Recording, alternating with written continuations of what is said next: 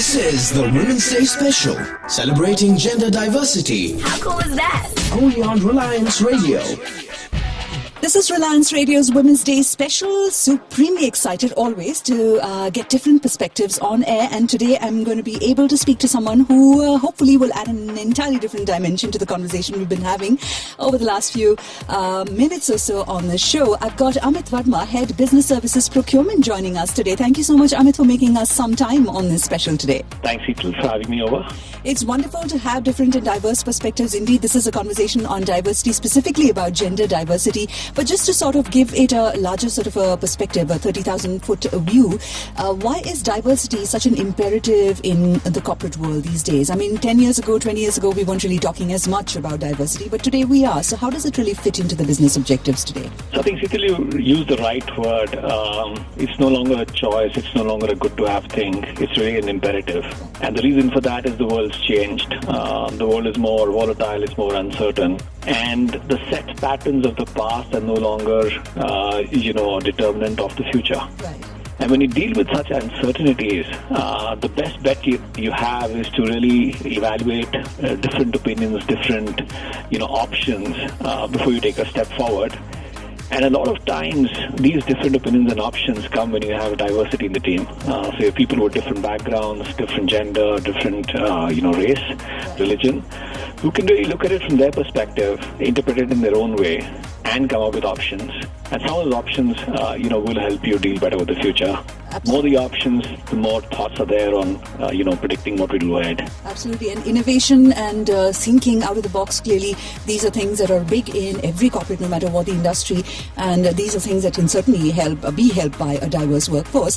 Amit, the other day I was talking to somebody and, they said an interesting thing. I asked them how it felt to be a woman, and no woman really, likes to answer that question at all, because you're just a woman. And she said the idea is to just be a human being, a good human being with shared values with your colleagues, etc. So I wanted to get your perspective. Challenges, we typically ask women, what are the challenges you face in your life with, being a woman, etc. But I want to ask you, what are the challenges you faced in your career and how have you overcome these? Because I think any one of us, whether man or woman, can take a leaf out of your book, being the leader that you are. I think very interesting questions, Heathel. I'll answer it in two ways. One, I've been very lucky in the sense that throughout my life I've lived in very different, locations.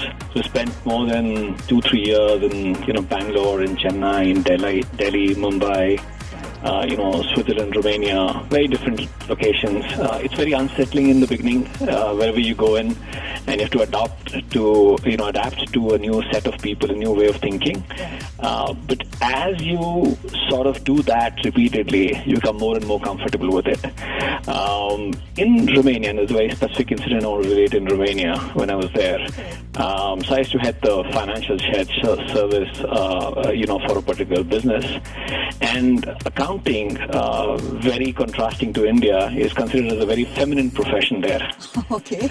So out of a team of about 150 people, there were, 20 of us who were men.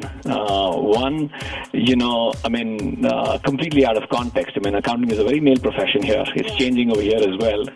But that's been the history. And I don't think anything has prepared us for an experience to work prepared men for an experience to work in an organization or unit which has a majority of men. Right. And so it's funny that we're still asking the question to women, saying, how does it feel to work in a workplace, and not accepted that as, a reality. Right. And, we should start asking men as well, who work in the workplace where there are more women, of how does it feel, like nursing or, some other professions. Right. So the important part is for people to accept, they'll be in different conditions, and to prepare themselves, to accept, and be open to different people and different interactions, and benefiting from those. Right. So if I were to ask you, Amit, one word, how did it feel being outnumbered by women? It makes you think like a woman in a male-dominated place. I'll take a phrase instead of one word, because that phrase was brilliant. Reliance Radio's conversation with Amit Verma continues right here on the Women's Day Special. Stay locked on. You are listening to the Women's Day Special, celebrating gender diversity, only on Reliance Radio. On Reliance Radio's Women's Day special, we are talking to Amit Verma today. He is Head Business Services Procurement and he's here sharing his perspectives. Now, coming back, really, this has got to do with work-life balance. Again, an area that I think men struggle just as much and require, indeed, the support of women, just as women do require a support system in their lives. How have you, arrived at a work-life balance, or is it still work in progress? So I think, the expectations from men are changing, and rightly so. Societal behaviors and behaviors over the last, years have assigned certain roles to women and certain roles to men, and that is completely changing. I think all of us are lucky enough to be born at least I was lucky to be born in a family where there was no distinction between a girl and a boy. And one takes that on. So I think in terms of work-life balance, I've really started to call that work-life integration because if there's work that needs to be done at 10 p.m., I'm sitting at home and doing it. And during the day, if I need to book tickets for a flight or, finish some important thing like a doctor's appointment, I have to do it during work hours. So the important part for us is to not lose sight of what our priorities are. Mm-hmm. And surely those priorities will be both of, personal life and professional life. Absolutely. And focus on those. An easy tip to sort of make sure you have the right priorities is to just think of the incidents or events you remember over the last 2-3 years. And, you'll realize that there are important personal milestones that you had that you should start focusing on having more of in the future. And focus your time appropriately on both, professional and personal life. Brilliant. Thank you so much for sharing that tip, Amit, with respect to work-life balance. Now, really coming to, since you're talking about the life aspect of living, is there something about you that not a lot of people at Reliance really know about? Is there some secret ability or hobby or something that we don't know about? Well, not really. I'm just an ordinary person. Maybe very few people have lived in, 7-8 locations across 2-3 continents. Romania, for example. Romania, Switzerland, Delhi, Calcutta, Bangalore, Chennai, Bombay. My second stint in Bombay now. I was in an army school as well, where all of my friends changed every 3 years because their parents got posted out. So it comes with its own share of fun. But I think looking back, it's been one of the great experiences that I have in life.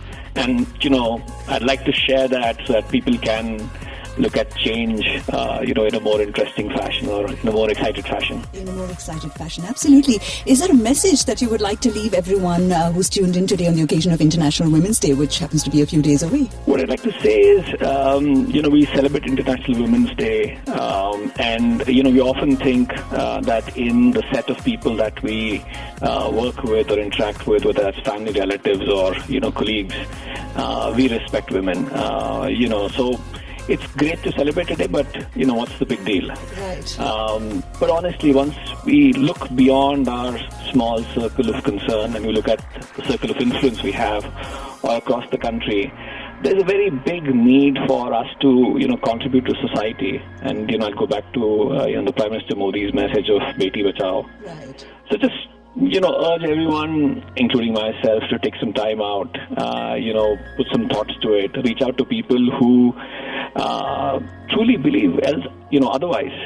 They don't believe in equality, or they're still lost in some of the older notions, and not shrug that away as someone else's problem. Absolutely, not someone else's problem. Very, very powerful message that you're leaving us with, Amit. And there is one thing that we'd like to do for you in turn, and that is play you a song. What is a song that's playing in your head on loop these days? Or a favorite? Well, I'll go back actually to a favorite number. It's an old number by Frank Sinatra called My Way.